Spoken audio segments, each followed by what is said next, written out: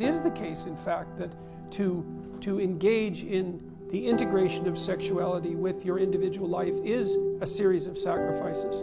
So, for example, if you get married, that's a sacrifice because it's a sacrifice of all other people. And so it's a sacrifice of that possibility.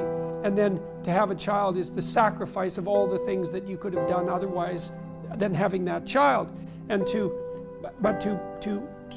as you pointed out, to make that part of a broader tradition, to say that, well, that is a sacrifice and there is a loss that goes along with that, but what you gain as a consequence is of immeasurable significance in contrast to the loss. And one of the things that's really struck me in this lecture tour that I've been doing, so I've been in about 100 cities, and one of the things that I've been talking to people about is meaning. And I suppose it's meaning in relationship to the transcendent and the necessity of meaning as an antidote to suffering and to malevolence. And the hypothesis is something like, well, meaning is to be found in responsibility.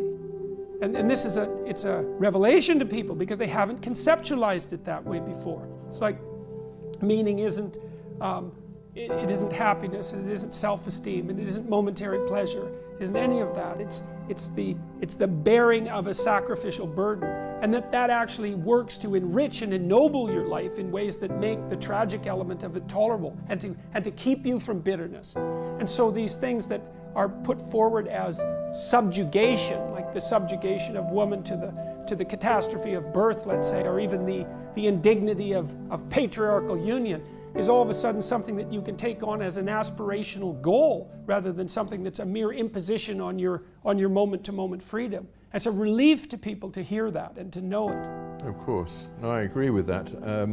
But there is also the sense that in the world in which we live, where obviously people have been detached to a great extent from any continuous religious tradition, there still is a sense of loss, isn't there? People they know that they're missing something, but don't know quite how to identify it, and that's one reason for them thinking that it's been taken away, something's been stolen from them, and they look around at the people who are at ease in the world and successful and seem to be on good terms with themselves, and think of them as the ones who've done the stealing, and that is a dangerous attitude, and I think it's surely that is part of what erupts in all these strange academic disciplines like gender studies, which simply have as their goal the undermining of the existing order without anything positive to put in its place. And I don't know whether those academic studies recruit people all the time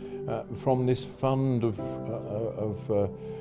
isolation, this fund of this sense of loss without an ability to identify the thing that's been lost.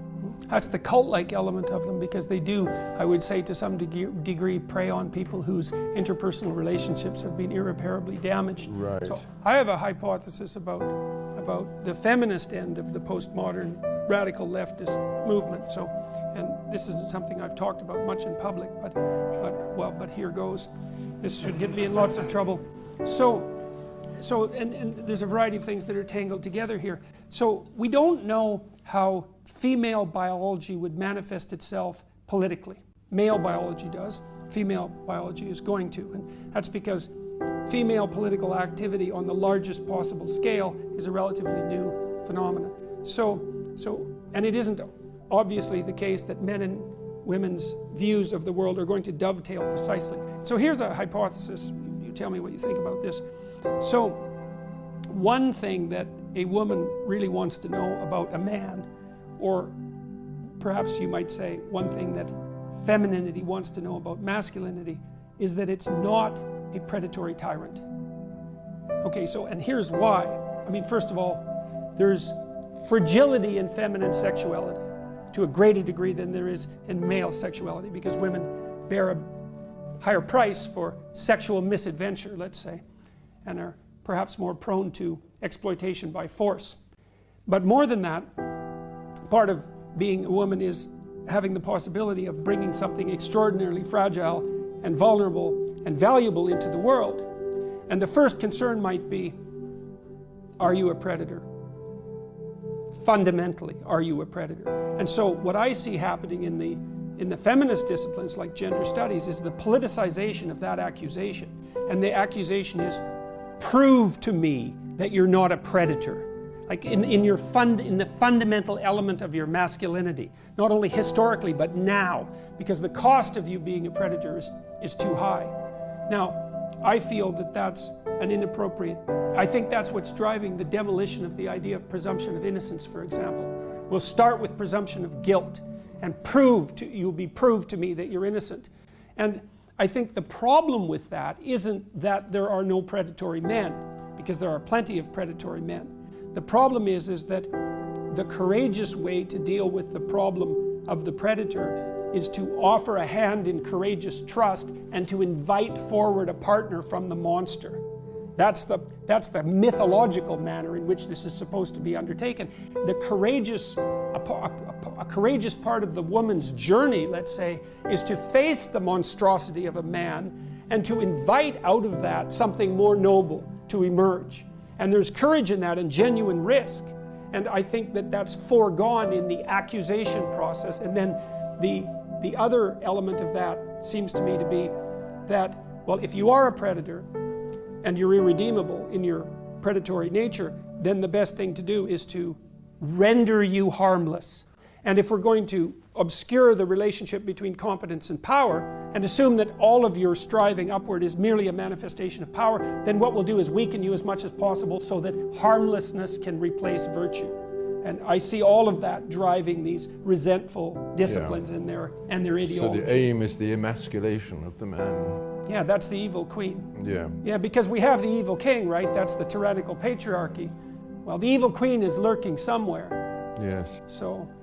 the problem is, a lot of this is true, but our society does not seem to have the capacity to put that to one side and celebrate the normal.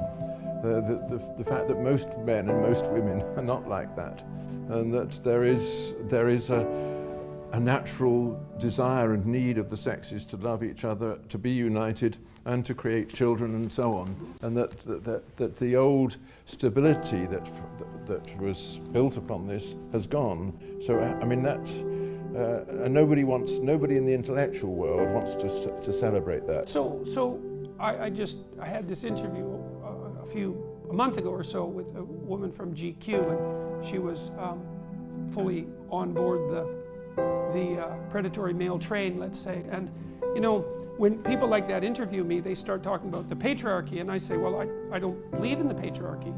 I don't buy that conceptual structure. What's so interesting, and this has happened more and more over the years as they've developed, is first of all, the person that I would be talking to had some idea that it was hypothetically possible to reject the idea of the patriarchy.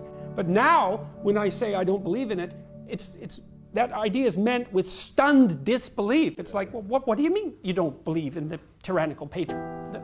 Everyone knows that's true.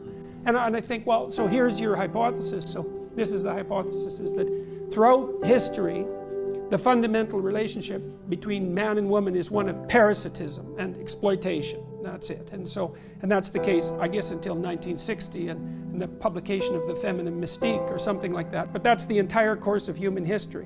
And when it seems to me that the appropriate story is that men and women labored mightily under their terrible constraints for uncounted centuries, cooperating together by and large to build some modicum of security and freedom and stability so that they could raise children and have a somewhat harmonious and productive life.